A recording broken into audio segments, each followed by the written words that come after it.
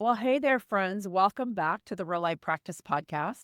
We are excited to be back with you, and we have another guest as a part of the series that we've been in kind of exploring our spiritual walk, our spiritual journey, our practices in different decades of life. And we have been looking kind of at the maybe the middle or late middle decades of the 50s, 60s, and 70s as we move into these episodes. So we're excited to have a guest with us. Lindsay, I'll let you introduce our friend that we're talking with today.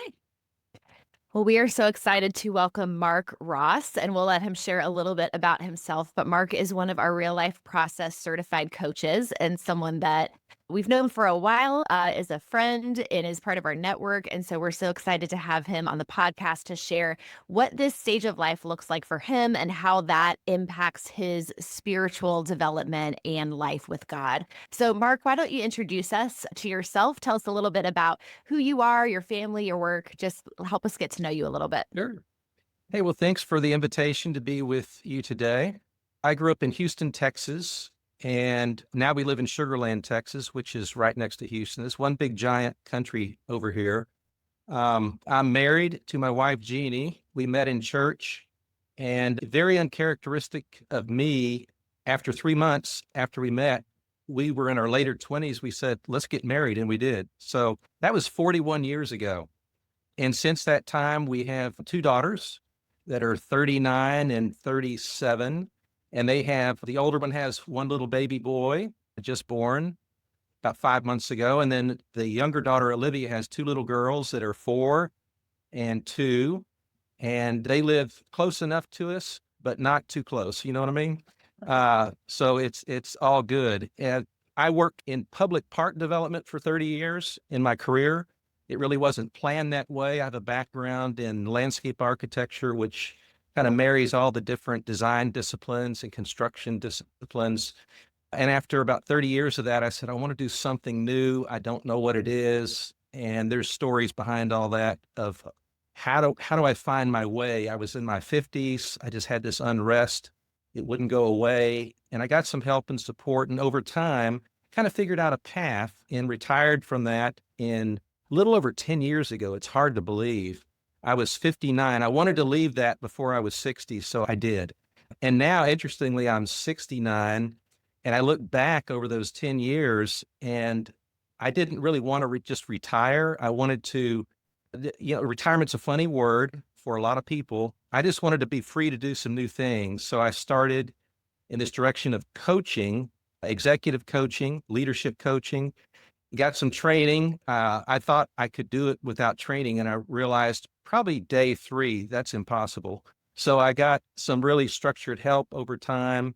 And then I met Teresa. I met you eventually, Lindsay, some other friends that we have in common, and had been working in that space of coaching. And I'm also a visual artist. I also have a lot of other interests, and I'm continuing to learn how. But I had a big pivot moment back when Teresa began the real life process of how do I live and work now compared to the way I was doing it, where it was real structured but chaotic. But I was on my own now and had to figure out, how do I manage myself, my time, and all that stuff that goes with that. So that's where I am now. I'm 69, almost 70, and things look different now than they did 10 years ago, in a good way, in a sobering way as well. So there's a little bit about me. Well, that's so good, Mark. And you shared something that is really a journey that I've been on too. And because we're not very far apart, I was sharing before we hit record that I will be 65 this summer. And you and I both have been in this work of coaching and listening to others for about 10 years and kind of crossed paths about that same time. And it is very different to think of 55 or 59 to, where we're at now and what life is bringing us and how God is moving and working and all of those things. And so that's a little bit of what we'd like to explore today. There is no right or wrong answers to anything that we share. This is just a conversation that we're sharing together. But you mentioned something. I always learn something new, even though we've known each other a long time, of you and Jeannie meeting in church and then getting married or at least engaged pretty quickly, which was a little bit of Dale and I's story too. Yeah. But can you talk about even that season of faith? Because, you said you met in church, whatever. What was the faith journey like in your 20s and 30s?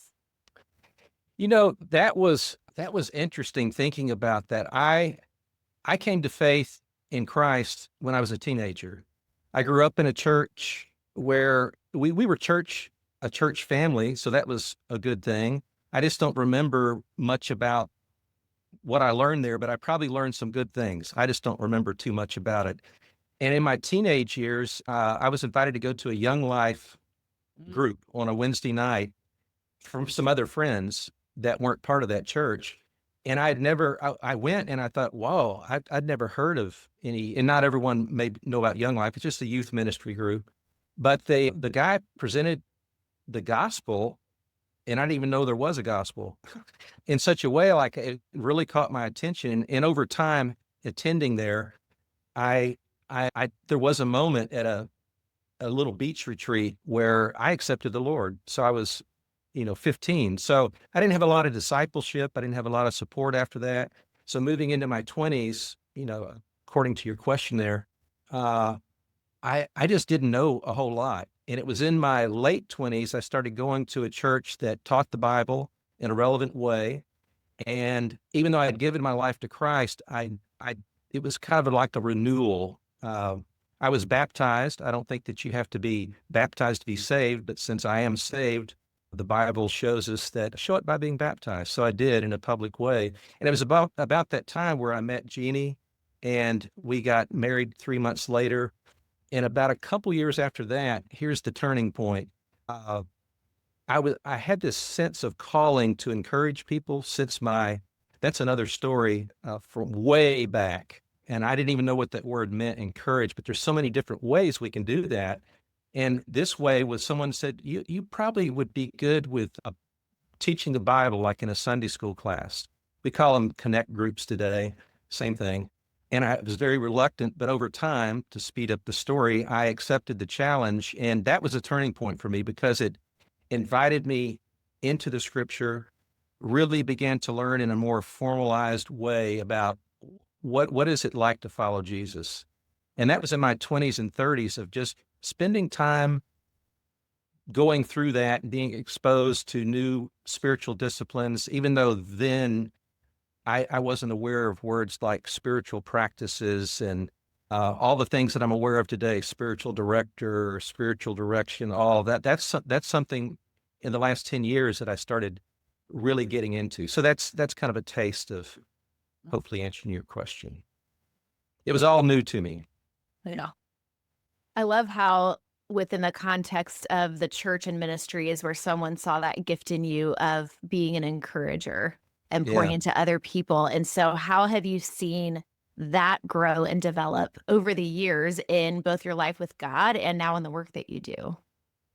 Yeah, it wasn't long after that turning point in my 30s where I was newly married.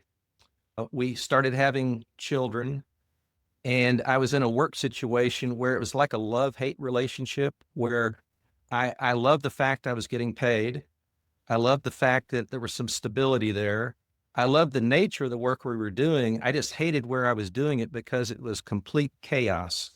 And what I learned over time is I thrive in chaos, but I didn't have a great, healthy relationship with it. But it was about that time I thought, well, maybe I'm being called to vocational ministry, because I was really enjoying teaching and getting some instruction in how to be effective with that as an encourager. And I learned that my spiritual giftedness is really not necessarily teaching, but it's encouraging, connecting, engaging, and it's expressed through teaching. Someone with the real gift of teaching usually writes commentaries for people like me. And they're not that interesting to listen to. That's kind of a generalization, but I forgot the original question there, but maybe I'm headed in the right direction. No, that gift of Oh, encouragement. the encouragement. Yeah. Well, What I've learned since then is that was one way to encourage. And I thought maybe that was the best way for me. And through a series of conversations over time with some trusted counselors and pastors, I discerned that's not where I belong. I belong where I was, ministering the way I was in that season of life, and continuing to teach and grow and encourage. And I've learned since then that there are so many different ways to encourage, so many different ways to express your giftedness inside the church family and outside as well. So that's my personal statement to myself. It's not really a rule of life, but it's to encourage others with truth, beauty, and humor. Some say I'm kind of funny in the right setting. Those are the three things that Are funny in that the mix right up. Yeah. and that is his form of encouragement, right? Mhm. And laughter and humor and all of those things I think are forms of encouragement. And am I correct? Are you still teaching? I know it's not Sunday. Yeah. I still teach, and over, since my early 30s, and now I'm 69, so that's a while. And I've had a few sabbaticals in there sprinkled in, but it's a discipline I need, and I'm continuing to work on how to be a more effective communicator, engager, encourager through the truth in a relevant way. I'm going to do a follow-up question there because you Yeah. made an interesting statement that I thrive in chaos, Mm-hmm. even though I think you said even though I don't like it. Yeah. There, tell me more about thriving in chaos because in your spiritual journey, right? Like that, God puts us in situations and places where we're like, why? Why this situation? Why am I still here in Mhm. that job, in that career? I know we have people listening that probably feel like they're in a career or in a place where it's chaos. And yet you said, I thrive there. What was that about? Yeah, thrive is an interesting word. I chose that word not carefully, but just spontaneously when I said that a moment ago, because that's the only word that came to mind. But thrive doesn't have to mean that you love every moment of what you're doing. It just means that that's really where I'm gifted to come in. I've been told by many different sources over time, and I was not aware of this, that I have a sense of presence when I'm in a room or in a space. And that can go a long way with helping to lead people or just be with people. But the thriving is about, I like order very much. I like things to be orderly. But so when things are out of order or chaotic, one of my primary roles in the later days of my career there was to bring order and systems and processes in place. It wasn't always pleasant to do that because there's pushback, there's politics, there's all kinds of things that I don't like conflict. I'm a 9 on the Enneagram. If things are peaceful, I'm not going to do anything. But if they're not, I have to. And that's what I mean by thriving. And here's what that really means. It's an invitation to grow. And I can look back now and see it pretty much every time I was confronted with something that I didn't want to do, that I knew I either had to do or I should do for the right reasons, it was an opportunity for growth that I would have chosen on my own. So there was resistance or reluctance, even as a leadership executive where I was. It's like, hey, if other people are leading well, I'm good with that. But I'm what I call a reluctant, strong leader when I need to be. So thriving means it's where I grow. And as a believer, I know that that's what that's about. We're to become more Christ-like in our character, conduct, and conversation. And it doesn't happen when everything's always pleasant. Mm. Yeah, I feel like you just named something so important, Mark, with our spiritual growth. I love how you named that thriving doesn't mean you love it necessarily, but it's what allows you to grow. So it's kind of maybe having a new definition of what does it mean to thrive in my life? And often that involves discomfort because that stretches us and allows us to grow into the person God wants us to be. So Yeah. I think that's an important truth of the spiritual life. So I would love to hear more, Mark, about what that looks like for you today in your current life season, your stage of life, both in your family and in your work.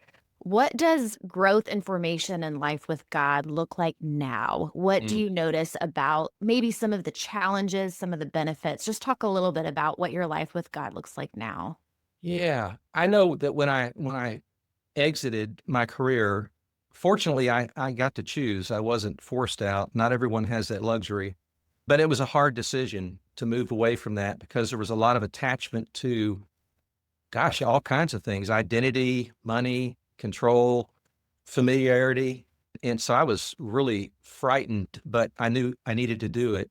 When I left, I started this new work because I wanted to keep working, but not like grind it out the way I had been.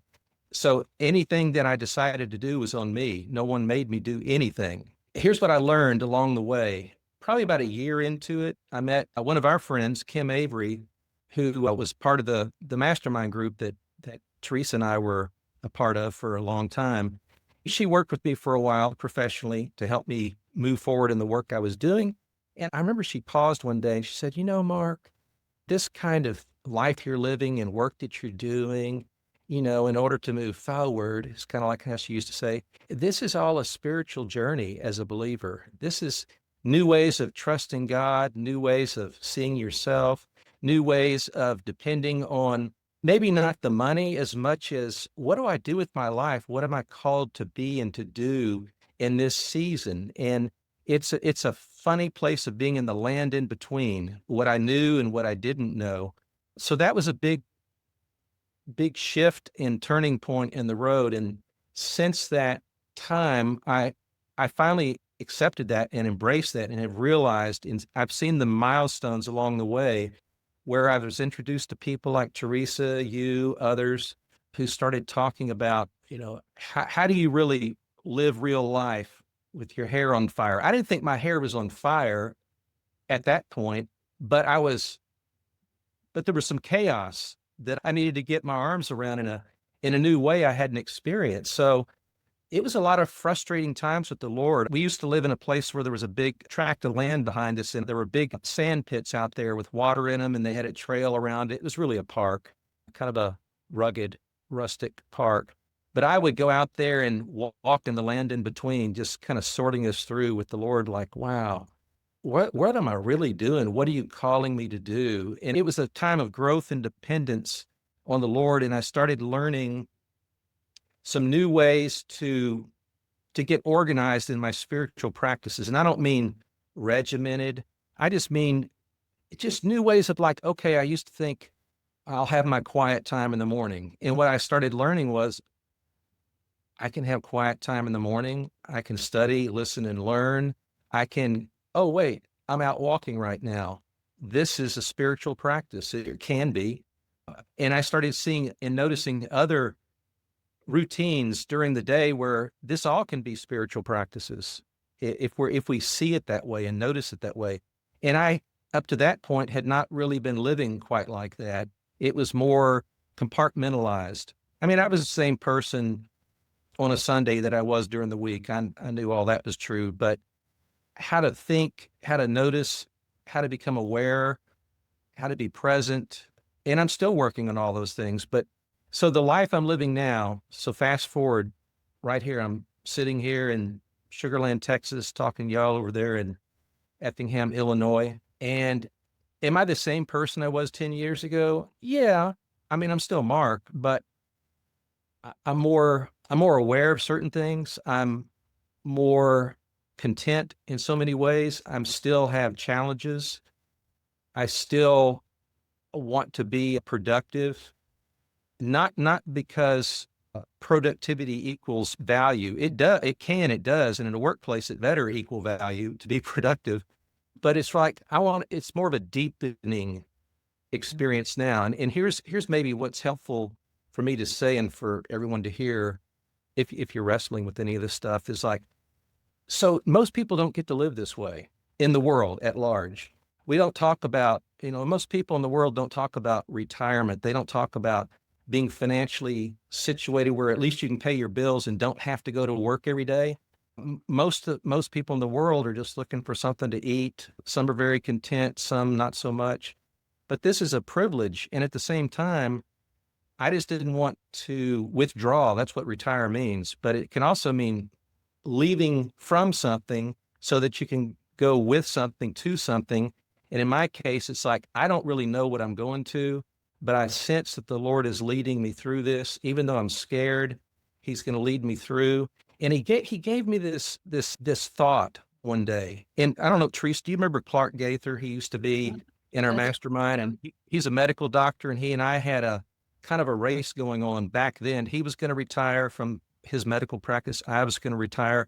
And I asked him one day in confidence, because I said, are you a little bit nervous about all this?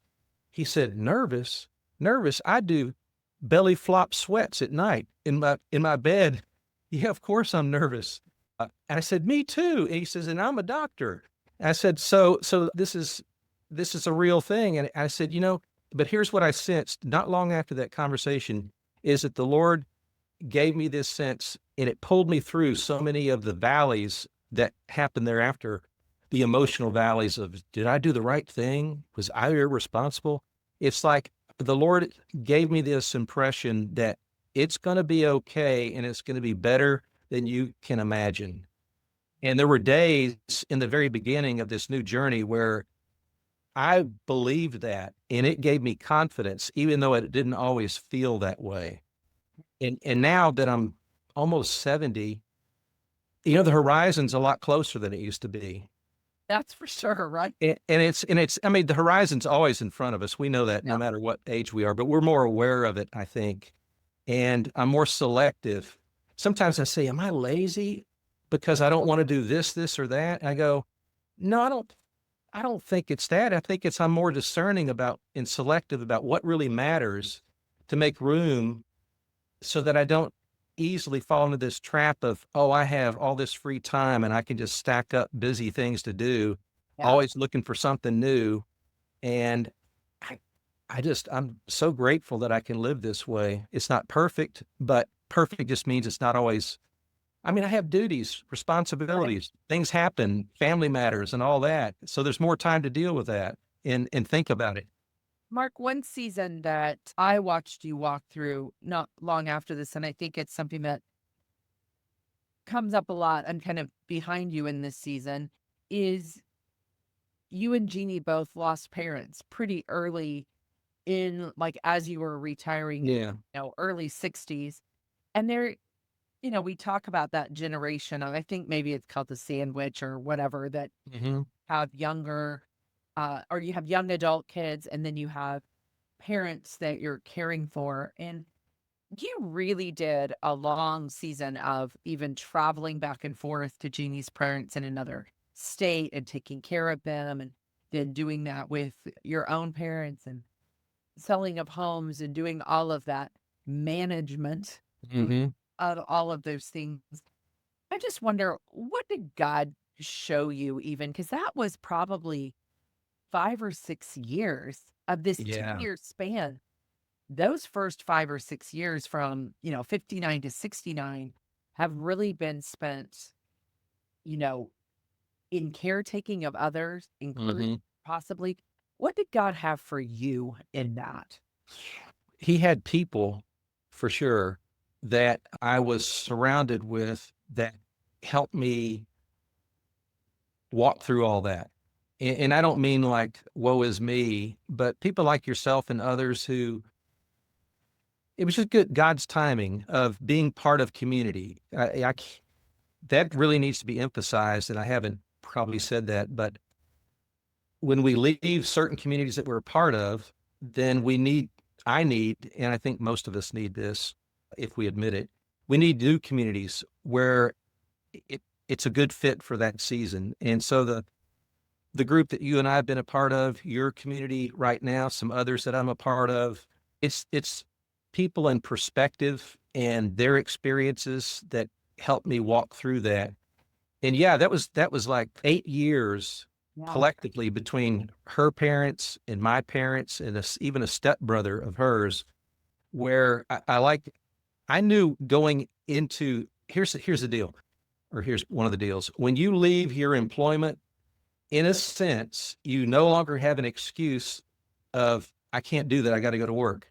I can't go there because I have responsibilities at work. And that's Yeah, one season, right? Of I know. adulting, so to speak, because I think you're right. I think there is a season where we're like, well, I have to go to work, so I can't take care of that. I mean, realness here, because we're always pretty real, but I got up this morning and we have some lights in our house that don't work. We still have a wall that needs painted. And be real honest, we have an ant problem right now. It's We do too. We do too. don't know, God, why you made ants. Maybe I'll ask you that when we get to heaven. But and I literally pulled out a piece of paper and started to make a list of all the things in our home that we've got an electrical outlet that's flipping the breaker in our bathroom for 3 years. It never did it before. Like just all these things. And you're right. I was like, well, I have to go to work. But, down here, the list of things and, just how God shifts our perspective, right? Of like, we did have, now we have parents to take care of. We have things that we're like, how would I have fit all this in? Like Lindsay does in her 40s going, how would I do anything else besides raise my girls? You come to another season where it's like, how did I ever work? How did I I ever have know. a career? So it's just God's formation of us in every decade, which is what all these conversations have been about. But I know you walked that care of parents for a long season. Yeah, and that was always kind of in the back of my mind before I retired from my previous work. I had this kind of fear, like, what if all these what ifs, like, what if I leave this and then I got to start doing other things I don't want to do, like taking care of parents and all that. And about the time I left, someone got sick and it stretched out for 8 years.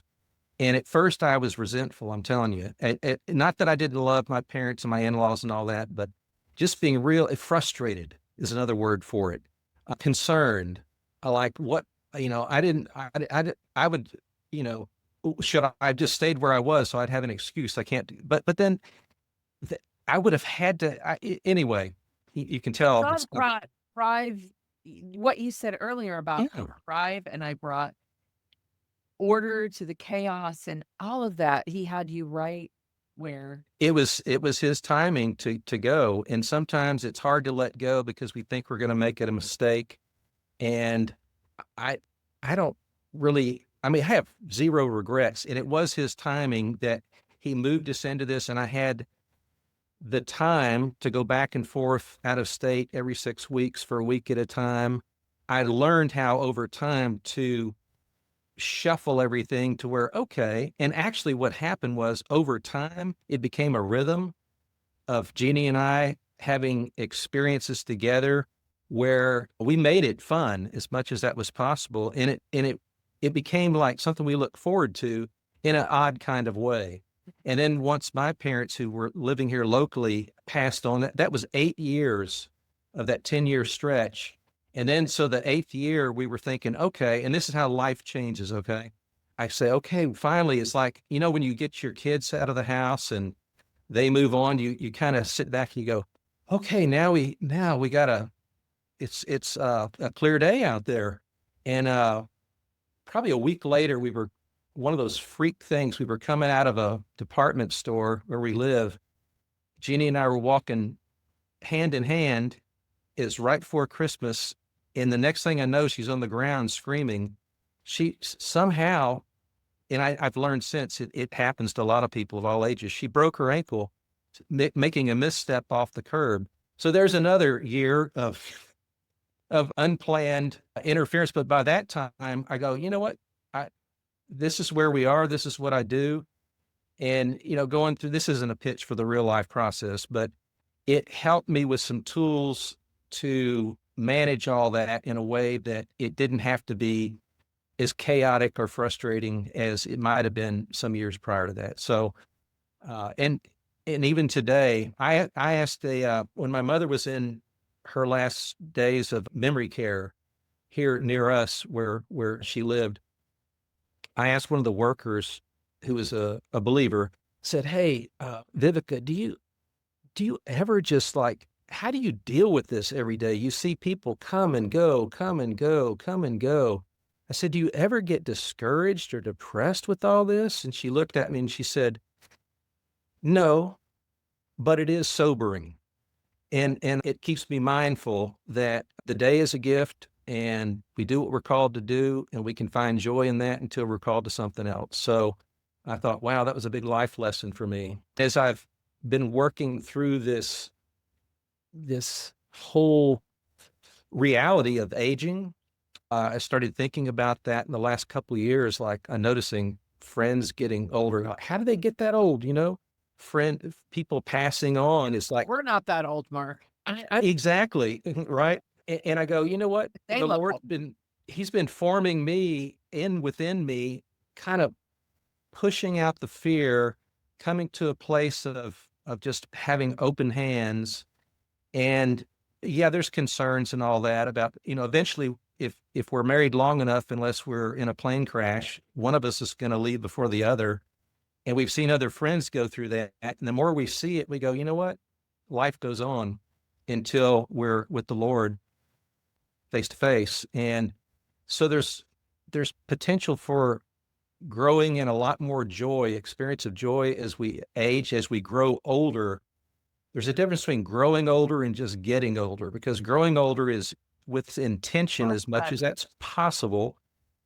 And in my case, I like to work and do things that interest me in this season way more than I like to say, I'm going to go to Spain and I'm going to go. I lived over there for a while. I know what that's like. It was 50 years ago. Well, Lindsay, let's kind of wrap up what we're talking about in this decade and this season or whatever. Kind of wrap that all up and let's take it to a close today.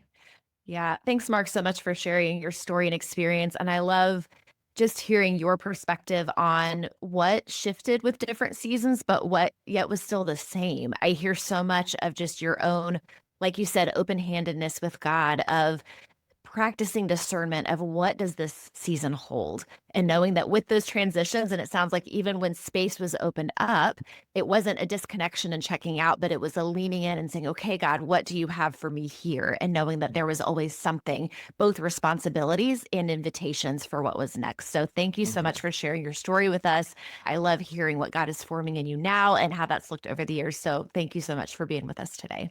You're welcome. You're welcome so much. And I will say one more thing, that in my 70s, what I'm looking forward to is just growing deeper with the things that really matter more and more. So that's got me excited. Yeah. I love that. Decade.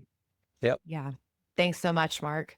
Well, it's been so good to be with you all today as we continue this series on stages of faith and life development. And so we hope that you will check out the show notes for a free resource we have for you that is all about just the questions that we ask in each stage. And that can be a great thing to sit with as you are discerning yourself what is next and what God has for you in your current life stage. You can also check out onelifemaps.com, where we invite you to explore your story with God. You can do that as a personal download, or if you use that in the work you do with others. It's just a great place to look at your own story and through the decades of your life of what God has formed in you and what he's inviting you to next. So we hope that you will join us. We'll be back in a couple weeks with another episode of the Real Life Practice Podcast. Thanks for listening in. Talk to you soon.